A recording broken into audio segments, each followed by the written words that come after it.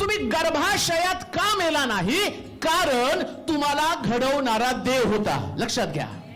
का नाही मेला तुम्ही? का जन्माला आला? याचं कारण देवाच्या वचनामध्ये सांगितलं की तू गर्भाशयात असताना मी तुला घडवत होतो. मी तुला कान, मी तुला डोळे, मी तुला हृदय. आणि नुसतं एवढंच देत नव्हतं बरं का. देवानं कान दिले, देवानं डोळे दिले, देवानं नाक दिलं, देवानं हात दिले, देवानं पाय दिले, देवानं मुलगा दिला, देवाने मुलगी दिली. इथपर्यंत तुम्ही विचार करता, पण बायबल तसं सांगत नाही. जस्ट देव गर्भाशयामध्ये तुम्हाला घडवत असताना ज्या दिवशी पहिली बातमी तुमच्या कानावरती येते आणि त्या स्त्रीला सांगितलं जातं की तू प्रेग्नंट आहे, तू आई होणार आहे. पुरुषाला कळतं की तो बाप होणार आहे आणि घरामधल्या लोकांना कळतं ती आजी होणार आहे, मावशी होणार आहे, काका होणार आहे. त्यांची विचारसरणी, त्यांच्या डोक्यामध्ये काय फक्त तो मुलगा आणि ती मुलगी, तिचं नाव काय ठेवावं इथपर्यंत मर्यादित. परंतु देव एका व्यक्तीला जगामध्ये पाठवत असताना शास्त्र काय सांगतं? मी तुला तसंच पाठवत नाही, मी तुला घडवत असतो. म्हणजे काय घडवत असतो?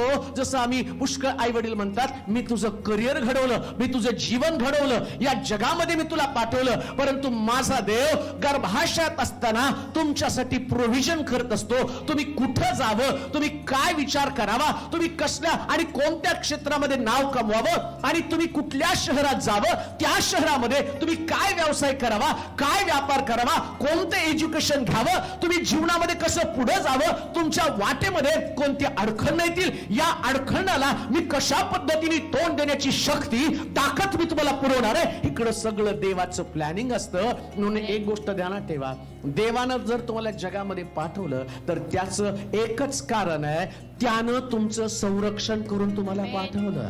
हालेलुया. आणि ज्यावेळेस आता जी तरुण लेकर आहेत ना, त्या तरुण लेकरांना कधी कधी असं वाटतं जन्माला का आलो. आणि बऱ्याच वेळा त्या आई वडिलांना डायलॉग पण मारतात, मग आम्हाला हे द्यायचं नव्हतं तर जन्माला कशाला घातलं, मग आमच्या सगळ्या गरजा पूर्ण तुम्हाला करताच येत नाही तर मग आम्हाला जन्माला कशाला घातलं. आणि त्याच्या पलीकडचं मग तेव्हाच मारायचं होतं ना पोटामध्येच.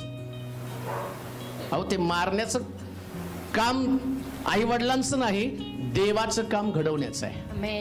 पण अजून एक गोष्ट मी तुम्हाला सांगतो, आता जे तुम्ही आहात ना, या ठिकाणामध्ये तुम्ही जे आहात ते तुमचं स्टेशन नाहीच. अजूनही तुम्ही प्रवासामध्ये आहात. देव घडवण्याची प्रोसेस, प्रक्रिया करत असतो. जसं एखादा मुलगा